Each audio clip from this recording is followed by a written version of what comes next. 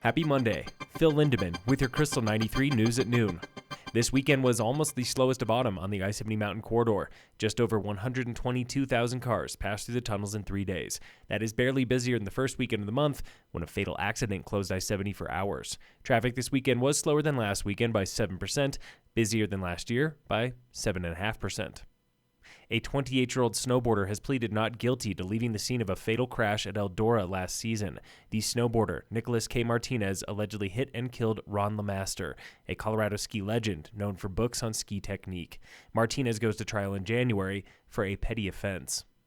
1 in 3 high country locals has suffered at least one traumatic brain injury. A study from Craig Hospital shows Summit, Eagle, Pitkin, and Grand counties have the highest rates of TBI, 7 to 8% higher than urban dwellers.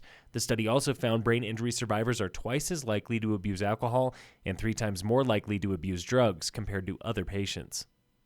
Bode Miller is ditching his plans for a multi-million-dollar ski academy at Ski Granby Ranch. Sky High News reports Miller is now looking at other ski hills. Ski Granby is still reeling from years of legal battles over property and ownership. This summer, the mountain settled a wrongful death suit from a 2016 chairlift fatality. A lost Texas woman was found, hungry and exhausted, but otherwise unharmed, after spending 3 nights wandering the flat tops near Steamboat. The Steamboat pilot reports a pair of anglers found the woman last weekend. They gave her water, lunch, and dry clothing, and a ride back to town. Tribal leaders in Utah are criticizing the president's new national monument at Camp Hale.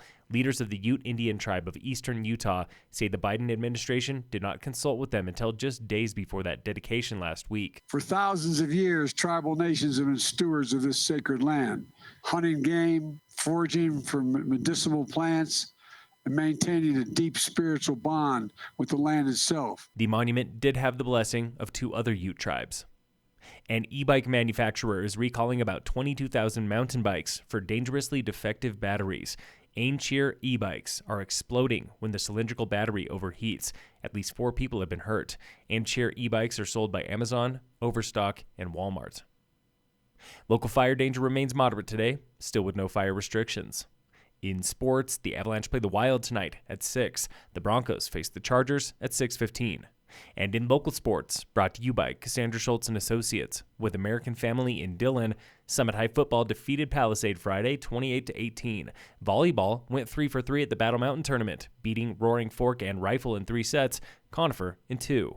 Summit Girls Rugby took 3rd at the Pink Sevens Tournament in Utah, losing to Majestics of Salt Lake in the semifinal. Phil Lindeman, Krystal, 93 News.